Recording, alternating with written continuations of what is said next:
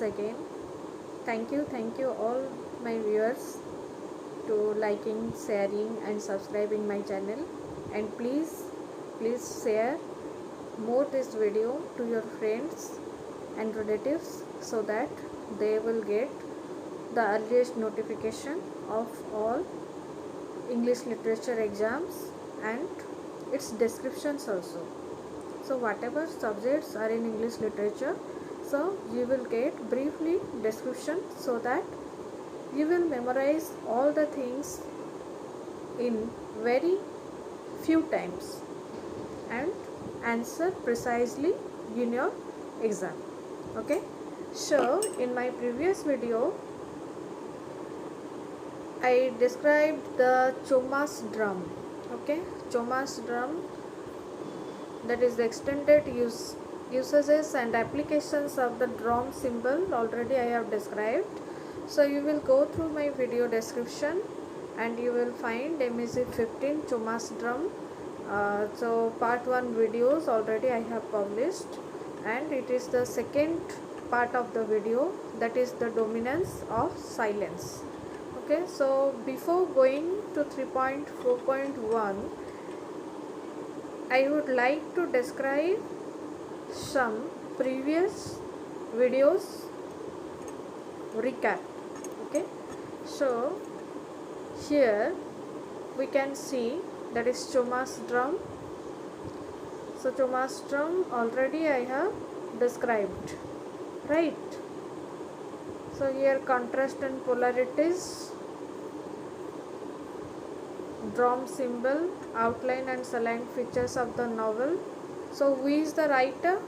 So you already know who is the writer.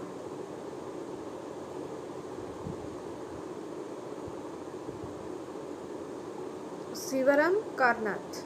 Okay, before we begin to discuss the novel, so we know the writer is Sivaram Karnath, K. Sivaram Karnath. Okay, so Choma's drum is the translation of Kannada novel, that is Chomana Dudi. So already I have discussed what is Chomana Dudi. It is written by K. Sivaram Karnath, the Kannada writer. Okay,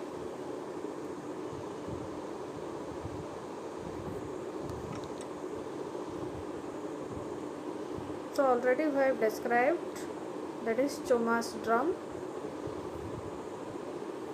is Chomana Dudi and K.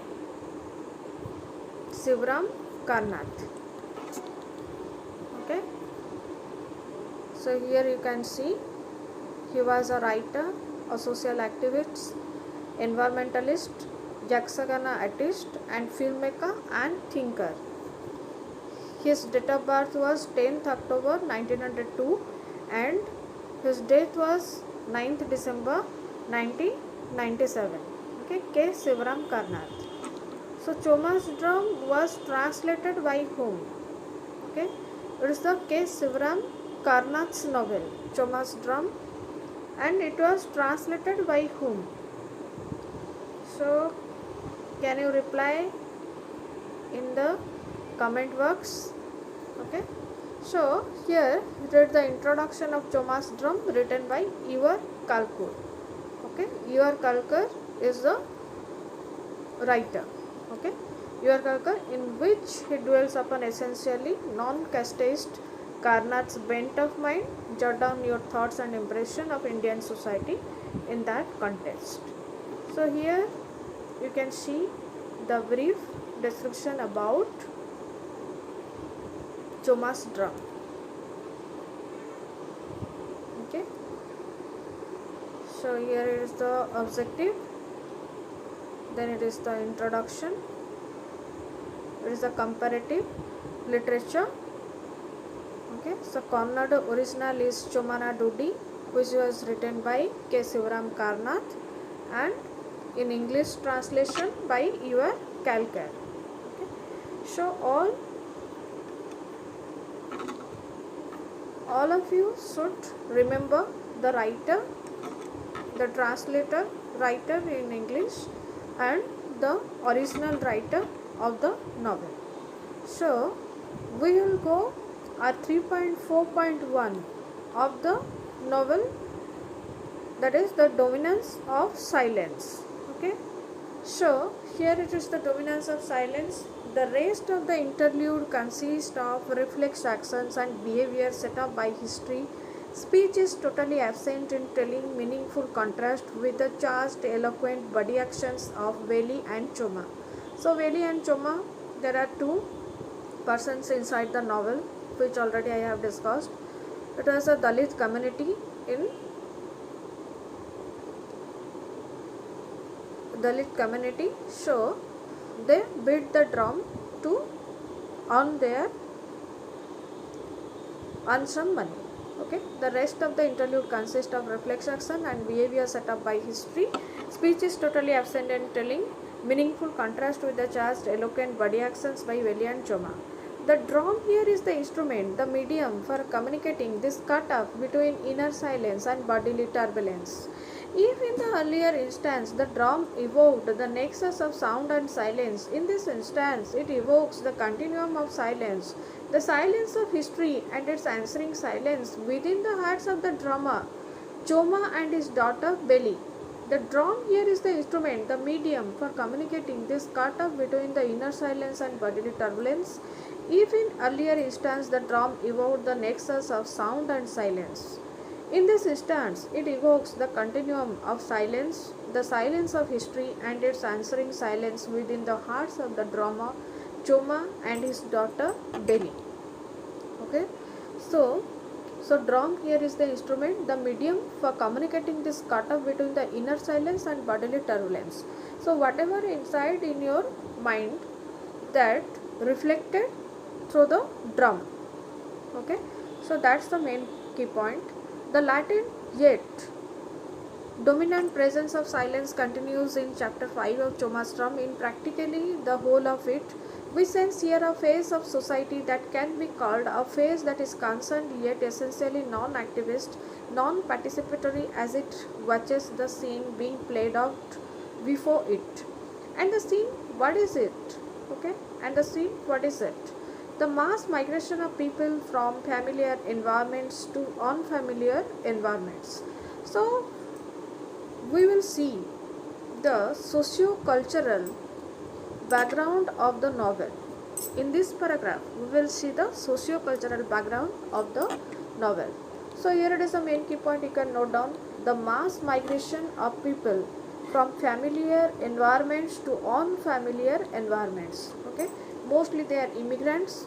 They migrate from their familiar environments or their friendly environments to unfriendly environments.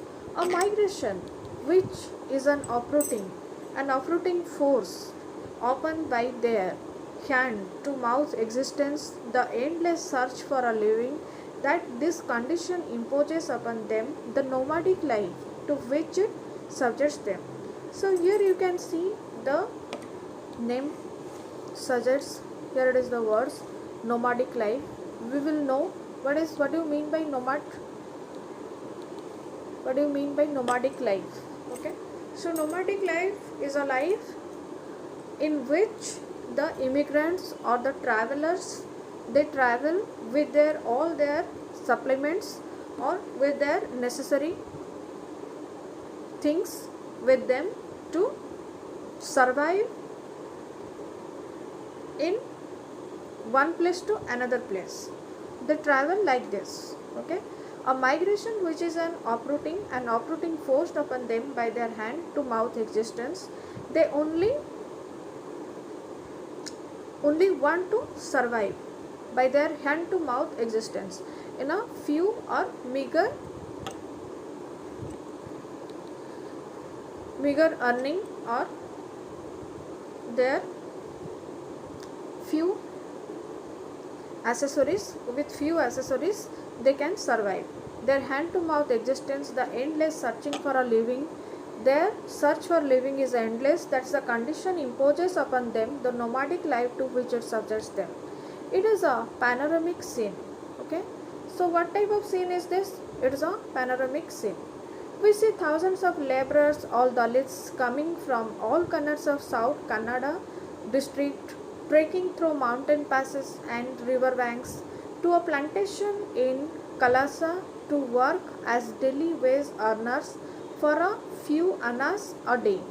At that time, you can see the currency was annas. Okay, so it is the currency that is annas. Okay, so in South Kannada district, the immigrants passes through mountain river banks to plantation in Kalasa to work as daily wage earners or daily wage laborers for getting few annas. Okay, the whole journey is a cameo of life. So the whole journey is a cameo of life, not just the life of trekkers, but a life as a passage through time and space.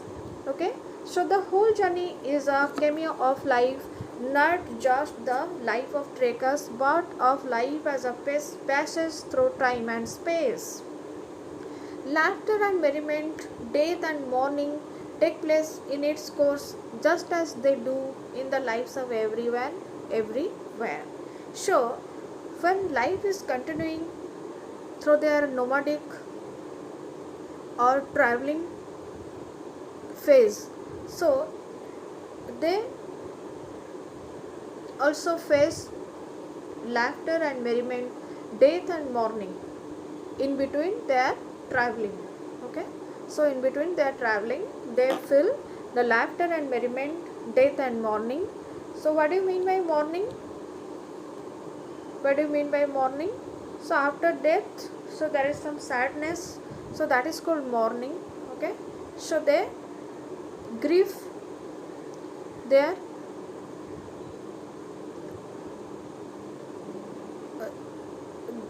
they remember their near and dear ones, so they mourn. Take place in its course just as they do in lives of everyone, everywhere. And to reiterate the main argument of this unit, this vast impersonality carries within its force the quality of silence. The narrative tone and thrust of the writer Kanath, the rise and fall of his voice are felt in the wave of the narrative, and they invoke the idea of an onlooker who cannot intervene or shape things but must remain an onlooker, an eyewitness to events.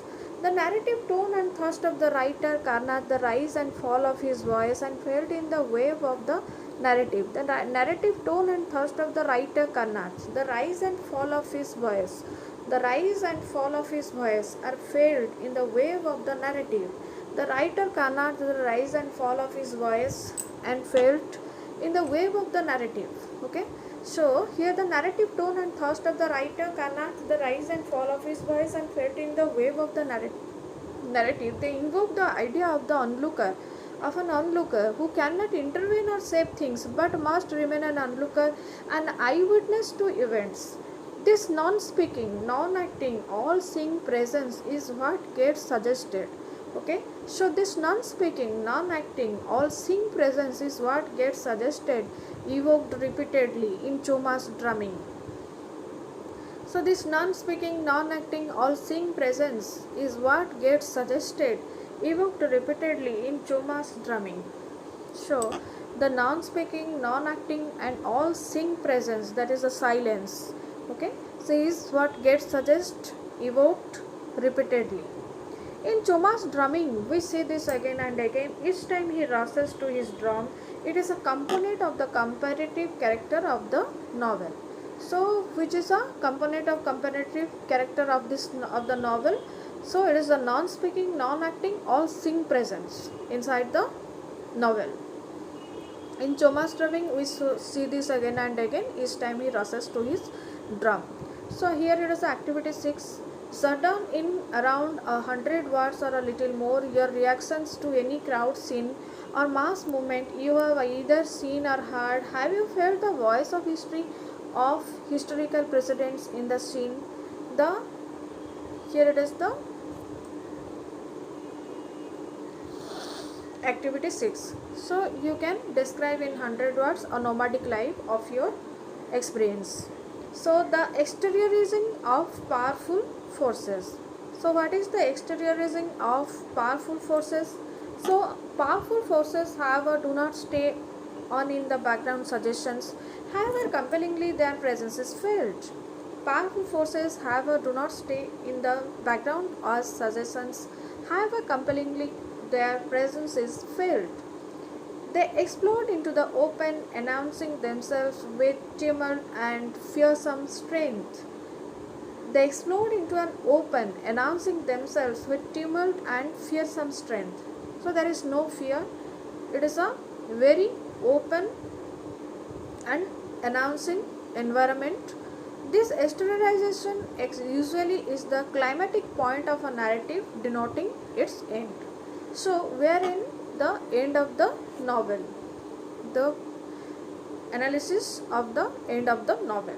So in Choma's drum, as we said, the factor of silence is a powerful force, and this silence asserts itself with redoubled force when the thunder and fury of its emergence dies down. So in Choma's drum, as we said, the factor of silence is a powerful force. So factor of silence is the powerful force. You can note down. So in the question, you have to answer what is the silence in Choma's drum and describe it in your own words.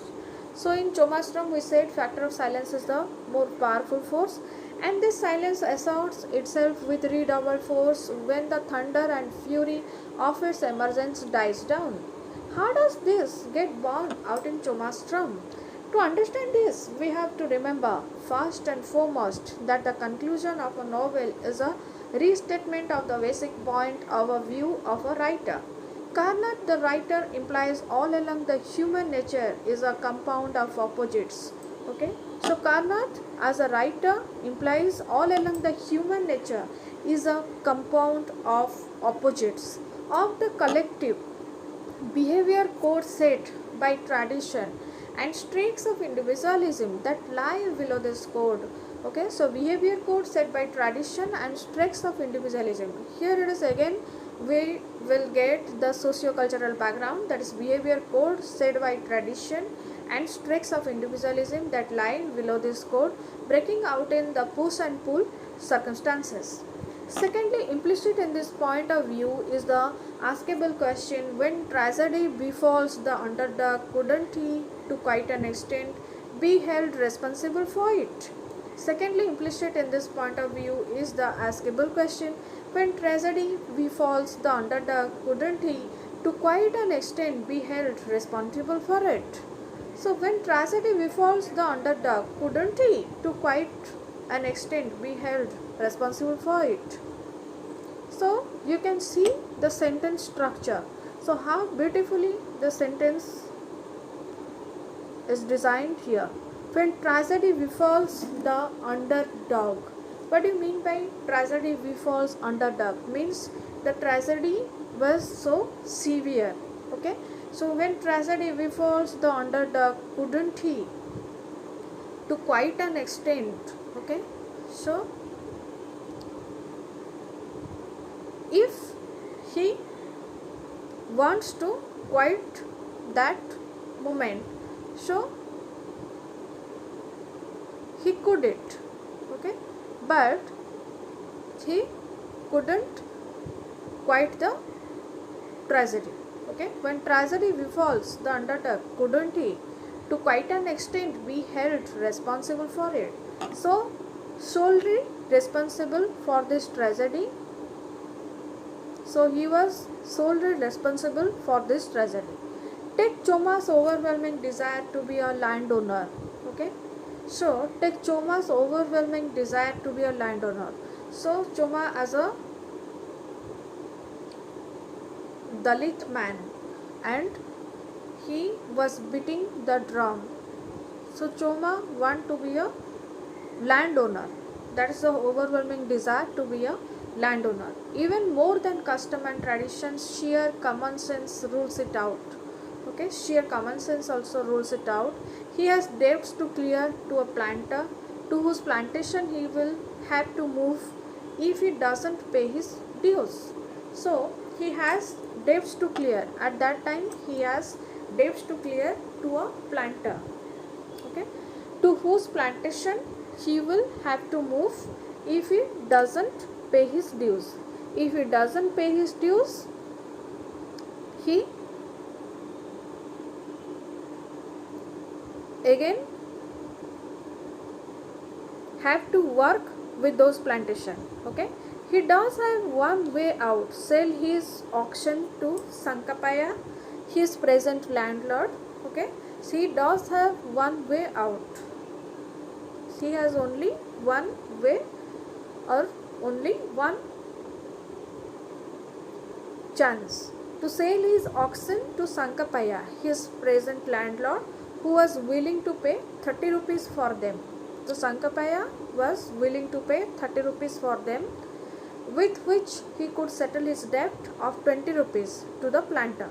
Okay, so by selling his oxen to Sankapaya, he was able to gain 30 rupees. Out of the 30 rupees, he can repay 20 rupees to the planter and be left out with 10 rupees to burn.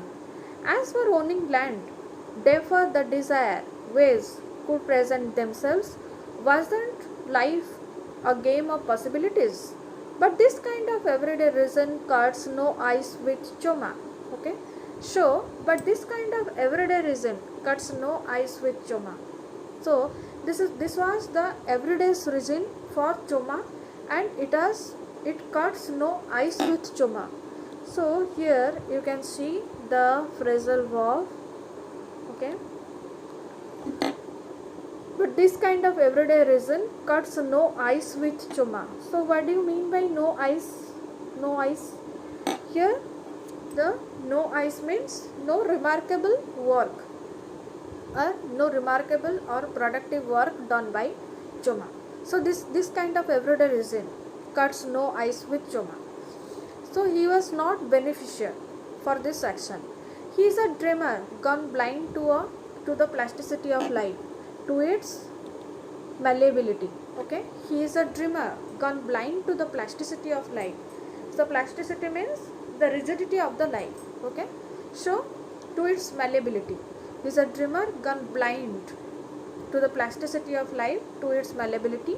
He has gone rigid with the intensity of his dream, and he has gone rigid with the intensity of his dream and the desire filling it. And cannot implies that the rigidity is over emotionalism. Okay, it was his over emotionalism. He wasn't able to control his emotion on this landowner Sankapaya, or his oxen, or his daughter Bailey, and also his drum also. In your view, can the act of going along with everyday practical reality be considered a legitimate means for realizing long-term idealistic goals? Here it is activity 7. So you can write down. So Choma's attitude and its consequences. So what was Choma's attitude and its consequences? So we will read. Let us at this point make a short recap of the extreme situations that this hankering of Choma's and his refusal to part with his oxen drive him to give rise to. Okay, oxen drive him to give rise to. Bailey, along with her brother Neela, is forced to go to the plantation to work there and pay off the debt. Okay, so Bailey along with her brother Neela. So Bailey along with her brother Neela is forced to go to the plantation to work there and pay off the debt, which it does, but at the cost of triggering off all the religious passions latent in the caste polarities inherent in the plantation atmosphere. But at the cost of triggering off all the religious passions latent in the caste polarities inherent in the plantation atmosphere. So, okay, work there and pay off the debt, which it does, but at the cost of triggering off all the religious passions latent in the caste polarities inherent in the plantation atmosphere. Okay, so that is the caste polarities, they inherent in the plantation atmospheres. Okay, the planter and his men are Christians and the coolie workers are not. Okay, the planter and his men are Christians and the coolie workers are not. Cross religion sexual relationships are common, and can easily become grounds for communal clashes. Okay, so cross religion is there. So these men are Christians and the coolie workers are not. So coolie workers are not Christians and the planter and his men are Christians. So it is the cross religion sexual relationship may be established, and here it is very common and can easily become grounds for communal classes.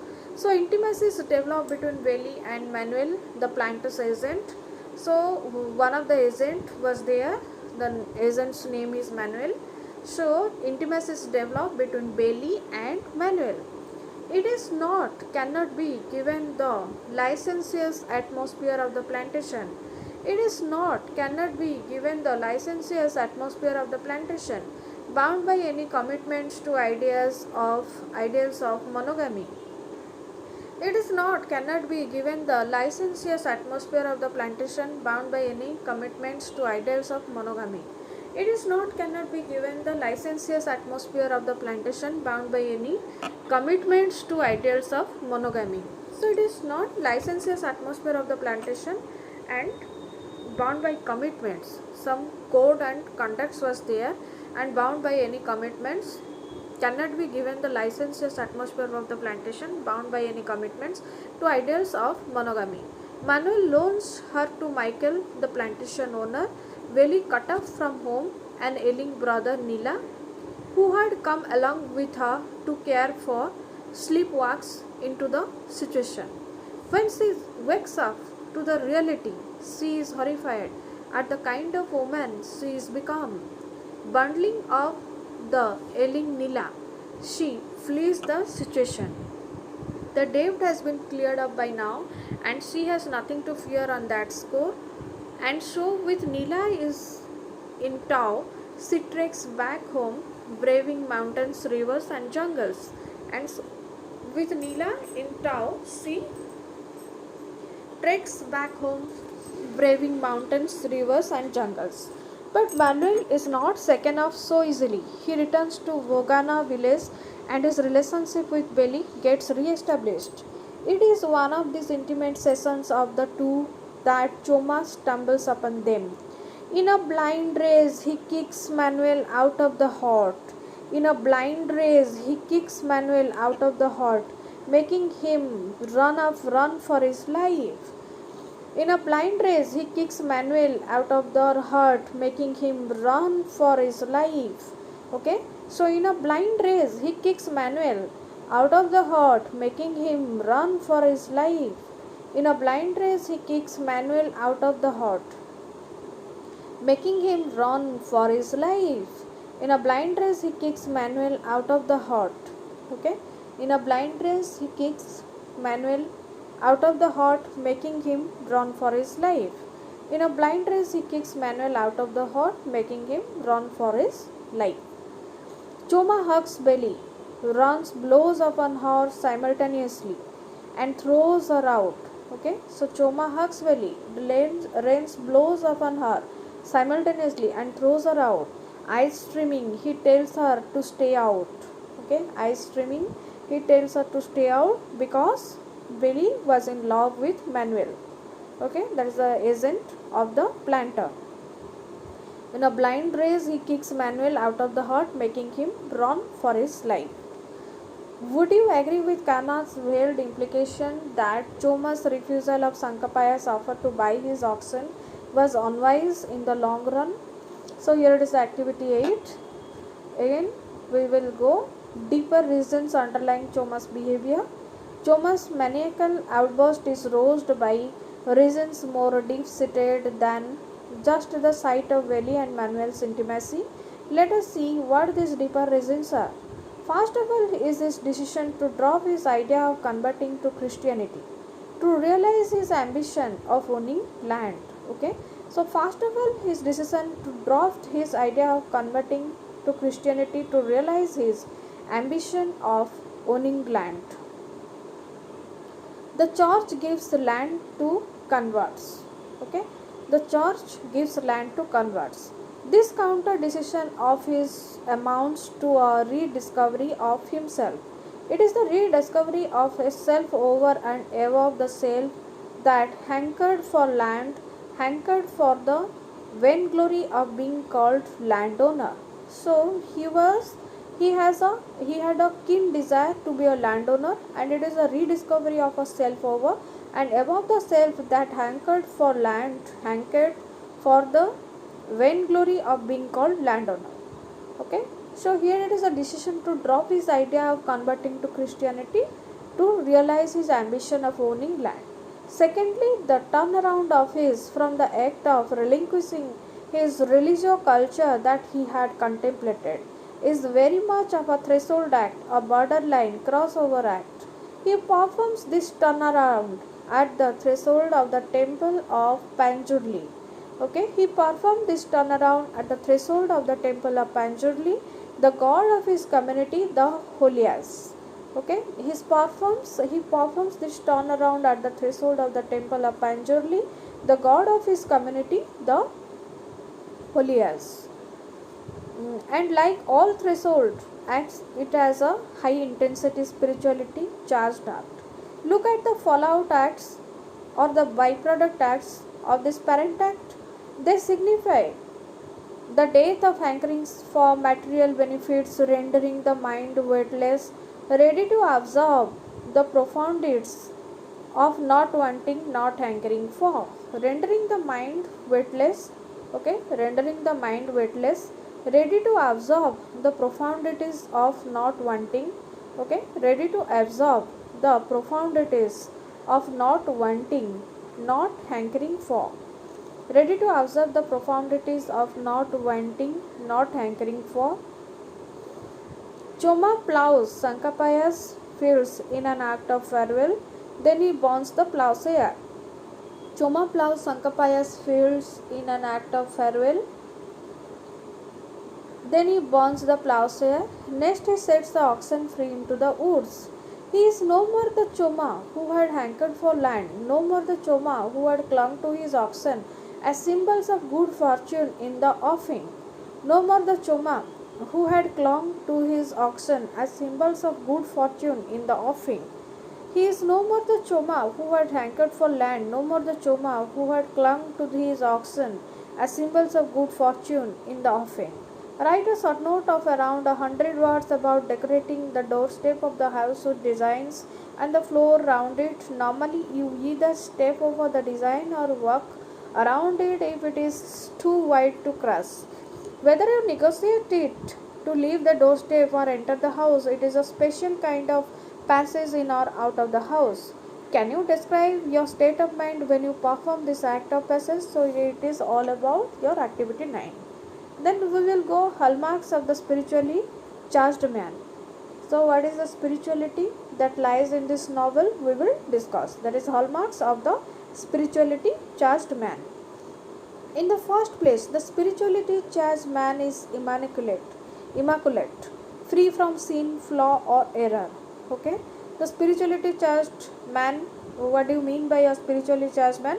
Who was free from sin, flaw or error, and immaculacy, as we know from the metaphysical forays of cultures.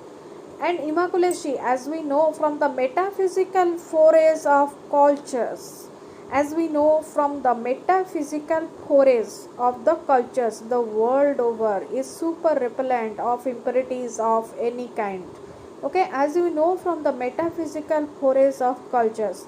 So, as we know from the metaphysical forays of cultures, the world over is super repellent of impurities of any kind.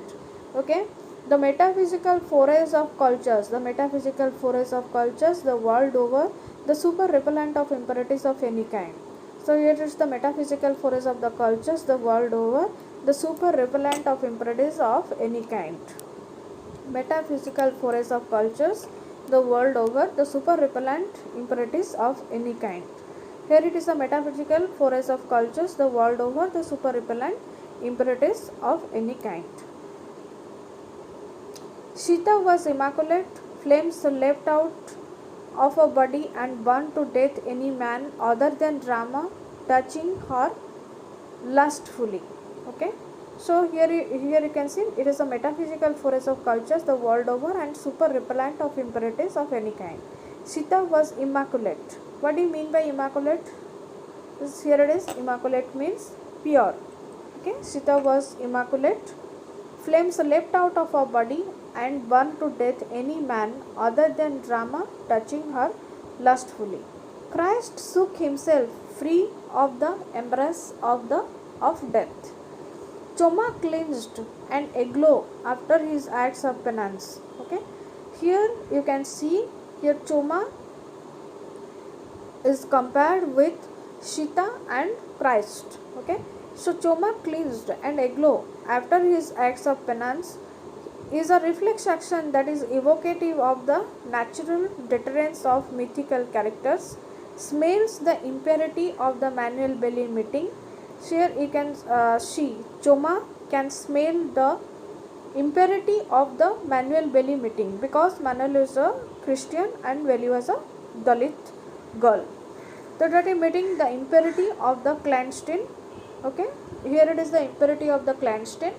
His extrasensory perceptions and reflexes have become charged acute. His extrasensory perceptions and reflexes have become charged acute. The springs of behavior are not articulated by Choma. These springs of behavior are not articulated by Choma and they are not articulated by Karnath himself. Okay, this spring of behavior are not articulated by Choma and they are not articulated by Karnath himself, but they are contained in it. They stir in the rise and fall of the narrating voice. The theme of the purity then is one more among the other themes that simmer and breathe in the body of the narrative. The theme of speaking without speech, of watching without motion, movement or judgment, of watching which is an action of the eyes, an act of cognition describable as gesture language.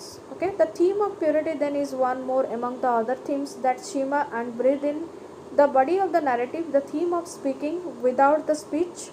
Okay, the theme of purity then in one more among the other themes that shimmer and breathe in the body of the narrative. The theme of speaking without speech, of watching without motion, movement or judgment. There is the silence which is an action of the eyes, the act of cognition describable as gesture language. Okay. Then the finale of the novel. All the themes enumerated above of course converge in redoubled reiterative force as Choma rushes to his drum in a final lunge, but a further dimension, that of a nirvanic intensity, is added to these present themes. Choma is shown as a man totally purged of caring, of all the instincts of concern for his offspring, normal to a parent, of nursing the human anxiety and desire to know what befalls or will befall whom when. Okay, so as a character inside the novel, Choma was a man totally purged of caring, of all the instincts of concern for his offspring, normal to a parent. For his offspring, normal to a parent. Okay, for his offspring, normal to a parent, of nursing the human anxiety and desire. For his offspring, normal to parent, of nursing the human anxiety and desire to know what befalls or will befall whom. Okay, his offspring, normal to a parent, of nursing the human anxiety and desire to know what befalls or will befall whom. Okay, normal to a parent and nursing the human anxiety and desire to know what befalls or will befall whom when. Offspring, normal to a parent, of nursing the human anxiety and desire to know what befalls or will befall whom when. This is how Kannad describes Choma's final state of mind. Okay, normal to a parent, of nursing the human anxiety and desire to know what befalls or will befall whom. Of nursing the human anxiety and desire to know what befalls or will befall whom. To a parent, of nursing the human anxiety and desire to know what befalls or will befall whom when. This is how Kannad describes Choma's final state of mind. Normal to a parent, nursing human anxiety and desire to know what befalls or will befall whom when. This is how Kannad describes Choma's final state of mind. Normal to a parent, of nursing the human anxiety and desire to know what befalls or will befall whom when.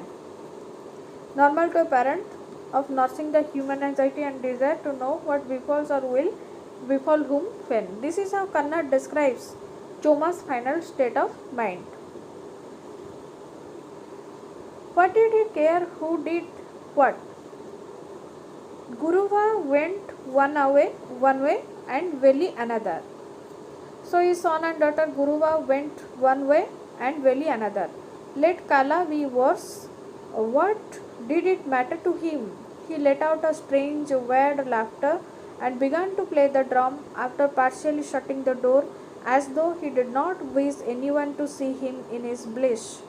These lines read like the rounding off of the theme of silence and a decoding of the message contained in the non-speaking and all-seeing gaze of the silent presence. Decoding of the message contained in the non-speaking and all-seeing gaze of the silent presence, which, as we said, is a silent features of Choma's drum. So here it is the decoding, it is the theme of silence and decoding of the message contained in the non-speaking and all-seeing gaze of the silent presence, which, as we said, is a silent feature of Choma's drum. So here it is the silent features of Choma's drum. Human action, human effort and endeavor are jokes. The eyes of omnipresent, non-present seem to twinkle. So it is a silent presence, which, as we said, is a silent feature of Choma's drum. Human action, human effort and endeavor are jokes. So feature of Choma's drum, human action, human effort and endeavor are jokes. So here is the silent features of Choma's drum. Human action, human effort and endeavor are jokes. The eyes of the omnipresent, non-present seem to twinkle. So human action, human effort and endeavor are jokes. The eyes of the omnipresent, non-present seem to twinkle.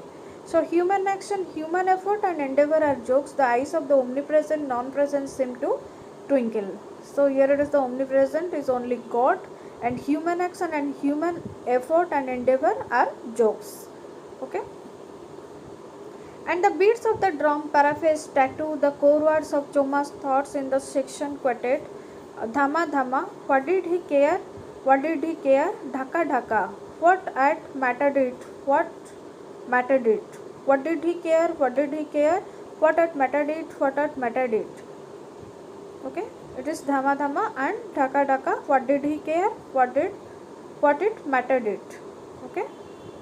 What at mattered it and what did he care? Here is the main key point in the quoted lines, that is dhama dhama and dhaka dhaka. So you can see. And from the sound storm of the drum beats, from the words that the beats speak, a shape rises, the ventriloquist face of the twinkle-eyed, all present, non-present, see that. And from the sound storm of the drum beats, from the words that the beats speak, a shape rises. Okay. Now from the words that the beats speak, a shape rises, the ventriloquist face of the twinkle-eyed, all present, non-present, see that. The joke called life, see the tragic comedy it is. See the tragic comedy of wanting, hankering, and the tragic comedy of not wanting, not hankering, the one burn of the other. See it. The non-participant, observer's face and voice fade, and the matter of fact voice of the narrator takes over. Never before, the narrator says, had he played the drum like that? Okay. So here the narrator says, had he played the drum like that, the sound was like that of Lord Shiva's damaru. Okay, so here it is the main key point. The sound was like that of Lord Shiva's damaru. Okay, on the day of the last deluge. Okay, on the day of the last deluge. The damaru, as pointed out before, is charged, emotive, and symbol of warning. The damaru, as pointed out before, is a charged, emotive symbol of warning. Okay, so the damaru, as pointed out before, is a charged, emotive symbol of warning. Charged, emotive symbol of warning of the destruction and annihilation of in the offing. So damaru, as pointed out before, is a charged, emotive symbol of warning of the destruction and annihilation in the offing. So here it's a damaru, as pointed out before, is a charged, emotive symbol of warning of the destruction and annihilation in the offing. Of the destruction and annihilation in the offing. So damaru is pointed out before is a charged, emotive symbol of warning of the destruction and annihilation in the offing. But at a deeper level, the sustained beats of the Damaru also denote a bewailing of the obstinacies of human minds. Okay, but at deeper level, the sustained beats of the Damaru also denote a bewailing of the obstinacies of the human minds, obstinacies that seem woven into the human wake up. The beats become a lament for the human condition. Dhama dhama dhaka dhaka, there is no answer, there is no answer. From the rise and fall of the thumbs of the doody drum, the words rumble. Okay, from the rise and the fall of the thumbs of the doody drum, the words rumble. And the voice, the hypothesis of the narrative of Kanath. Thumbs of doody drum, the words rumble. The words rumble and voice the hypothesis of narrative of Karnath. The thumbs of doody drum, the words rumble and voice the hypothesis of the narrative of Karnath. The drama of Choma's life concludes with his death. The drama of Choma's life concludes with his death. He collapses over his duty. This is the picture that Karnath gives the Choma's standstill. He says, sitting as in samadhi in a forbid posture. So what do you mean by a forbid posture? Here is the forbid posture. It means a sage posture, that is samadhi in a forbid posture. With the drum still in his upraised hand, but Choma was no more. The image and imagery of life present and life just over, of emotion in arrest and arrest in motion, throb in it. The raised hand seems, both living and dead, become still, yet electric and latent energy. It seems to have incaused into the realm of the unseen vibrant force with its ever-seeing but non-judging eyes. Okay, so realm of the unseen vibrant force with its ever-seeing but non-judging eyes. Stationed somewhere in the stratosphere. The word posture contained in Karna's description is a many-sided word. The posture is motion in arrest. It signifies a halt, a temporary termination, and it can, with equal vividness, signify a total cessation. With equal vividness signifies a total cessation. The word samadhi in Karna's description conveys his twofold meaning of the word posture. The word samadhi in Karna's description conveys this twofold meaning of the word posture. Okay, so here it is the word samadhi in Karna's description conveys this twofold meaning of the word posture. Here is the word samadhi in Karna's description conveys this twofold meaning of the word posture.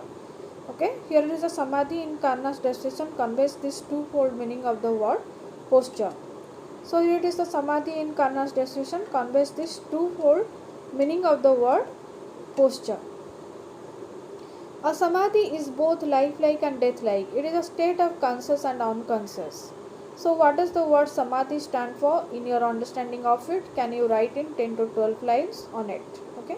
So in addition to the suggestion and significances contained in the portrait of Choma, Choma is once again the slow, unhurried pace of the writing in the segment. The details of the image, as said, are bold edged. The stresses of the narrating voice fall upon them in proportion to their weight, moving in a compelling slow motion. The details of the image, as said, are bold edged. The stresses of the narrating voice fall upon them in proportion to their weight, moving in a compelling slow motion. The stresses of the narrating voice fall upon them in proportion to their weight, moving in a compelling slow motion. Okay, so here is the narrative voice fall upon them in proportion to their weight, moving in a compelling slow motion. The combined pressure of voice and image opens out to the major theme and symbol of Shiva's Damaru. That is a recurring feature and thematic plank of the novel. Okay, the combined pressure of voice and image opens out to the major theme and symbol of Shiva's Damaru. That is recurring feature and thematic plank of the novel. Yes, that is how it goes. The tragic comedy of life, dhama dhama, dhaka dhaka, that is dhaka dham, dham dhak, dhakadham and dhamdhak.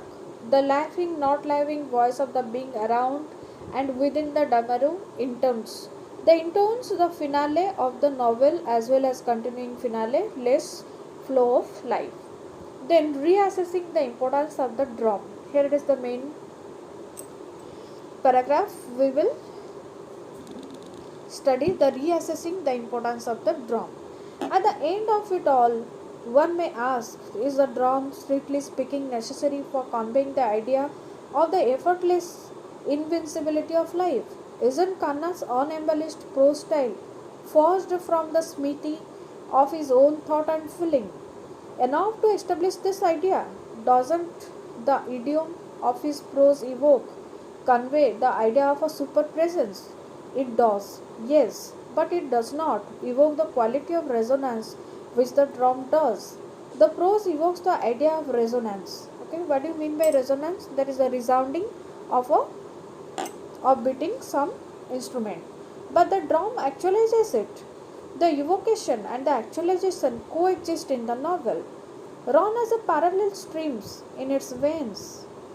This joint presence of the implicit and the explicit, non-verbalism and verbalism, as has been stressed all along in this unit, is what makes for the comparative character of the novel. Without the drum, this composite character of the novel, the backbone of its comparative quality would not be there. The drum perhaps can be likened to the Sutradhar who features in a classical Indian play. So, it can symbolizes or compared with Sutradhar, the classical Indian play. The word Sutradhar means the man who binds the various strands of the play, highlights its linkage at deeper levels. Here it is Choma is Sutradhar. This drum in Choma's drum is a symbol of thematic continuity at the visible micro level of the text in print. And at the macro level, it is a symbol of invisible taste evoked by the former. Do you think beats of the drum and Karnak's prose style contribute jointly to the impact of the novel? The drum then is one of his most persuasive multi-purpose symbols of human life both at the concrete and abstract levels.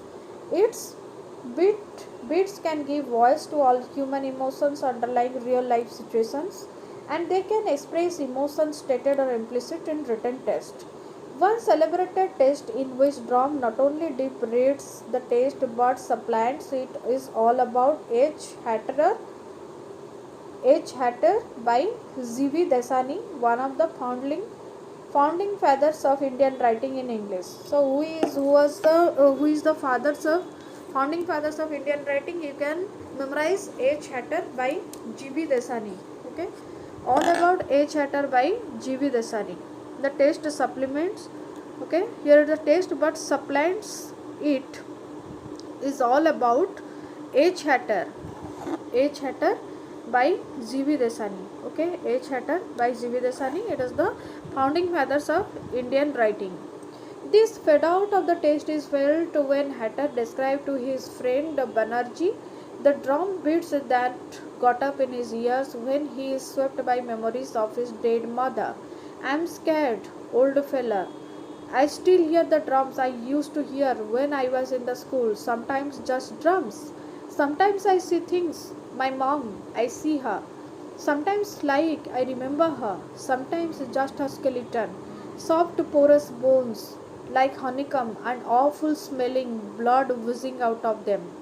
The other night I saw her like I remembered her, but with lumps of raw meat hanging from her chest and her elbows.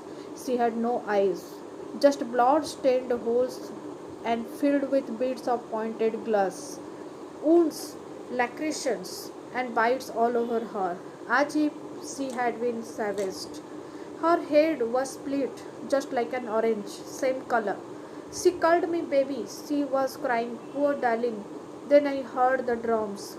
They seemed to be saying, come to mama, come to mama. Then they beat faster. Come to mama, come to mama. The reader stops at this point. The context and all details of the situation fade from the attention. What occupies the attention raises the curiosity in a general. Overall detachment from text and context is the sheer vocable power of the drum. However, the vocable power of the drum is not carried to comparative levels as Karnat does in Choma's drum. But in both cases, the articulative potential of the drum and the integration of this articulacy with the narrative are established. Okay, Karnat does in Choma's drum, but in both cases, the articulative potential of the drum and integration of the articulacy with the narrative are established. Then let us sum up. Karnat's novel and his temper and outlook as reflected in the novel can be described as one that views life as sad but not a tragedy. Tragedy implies an overall destruction, the destruction of the characters concerned. Okay. So Karnat's novel and his temper and outlook as reflected in the novel can be described as one that views life as sad but not a tragedy. Tragedy implies an overall destruction, the destruction of the characters concerned, the nullness of the goals they had pursued. This kind of an overall breakdown is not any part of Karnat's perspective on life as reflected in the novel. He does not have a tragic vision of life, in spite of the tragic outcome of the strivings of all his characters. Okay, he does not have a tragic vision of life, in spite of the tragic outcome of the strivings of all his characters. None of the character attains what he or she desires lifelong and desperately.